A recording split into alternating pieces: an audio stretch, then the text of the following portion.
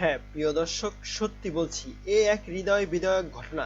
কারণ সাকিব আল হাসানের সাথে দেখা করতে এসেও দেখা পেল না। একটা ছবি তোলার আশায় অনেকক্ষণ দাঁড়িয়েছিল সেই কিশোর। ৩০০ টাকা ইনকাম করে সাকিব আল হাসানের জন্য ফুল কিনে নিয়ে আসেন ওই কিশোর।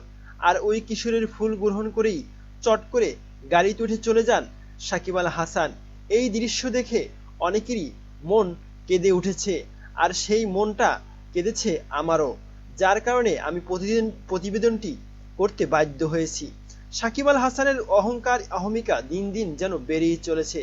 বিগত দিনে সাকিব আল হাসানের সাথে অনেকেই অনেক কাণ্ড ঘটিয়েছেন, কিন্তু ক্রিকেট মাঠে ঢুকে অনেকেই ফুল দিতে দেখেছি, কিন্তু এই কিশোরের ফুল দেওয়ার ভঙ্গিটা ছিল অন্যরকম। কারণ এই কিশোরটি সারাদিন কাজ করে কাঁচামালের আড়তে থেকে তিনি ৩০০ টাকা ইনকাম করেছেন, আর এই ৩০০ টাকা ইনকাম করেই ৩০০ টাকার ফুলই কিনে এনেছেন সাকিব আল হাসানের জন্য। আর সেই সাকিব আল হাসান কিনা এই ছেলেটির সাথে একটা ছবি তোলার জন্য অস্বীকৃতি জানালো এবং তাকে আবার অন্য একদিন আসতে বলো। আসলে এটা কি ঠিক করেছে বাংলাদেশ ক্রিকেটের কোস্টার বয়, নাকি ঠিক করেনি? এ বিষয়ে আপনার কি মতামত জানাতে পারেন কমেন্ট করে কমেন্ট বক্সে। তবে ওই শিশুটি কান্না করেছে এবং ওই বালকটি কান্না করে বলেছে যে আমি কখনো সাকিব আল হাসানকে সামনাসামনি দেখিনি এবং তার সাথে কখনো ছবি তুলিনি, কিন্তু আমি তাকে অনেক ভালোবাসি।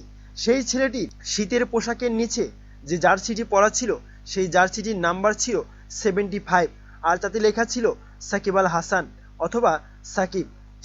এই বালকের যে ভালোবাসা সাকিবের প্রতি, সেটি দেখে অনেকেই মুগ্ধ হয়েছেন, কিন্তু অনেকের মন কেঁদেছে, কিন্তু সাকিব আল হাসানের মন কাঁদেনি। তবে আমরা আশা করি খুব দ্রুতই সাকিব আল হাসান এবং বাংলাদেশ ক্রিকেটের অলরাউন্ডার তার ভুল বুঝতে পারবেন এবং অচিরেই তিনি এই ছেলেটিকে নিজের কাছে টেনে নেবেন এবং তার খোঁজ খবর নেবেন এবং তার মনের আশা এবং তার আবদার পূরণ করবেন। প্রিয় দর্শক, এ বিষয়ে আপনার কি মতামত? সাকিব আল হাসান কি একজন অহংকারী মানুষ নাকি নিরহংকারী মানুষ? এ বিষয়ে আপনার মতামত কি জানাতে পারেন কমেন্ট করে কমেন্ট বক্সে। ধন্যবাদ।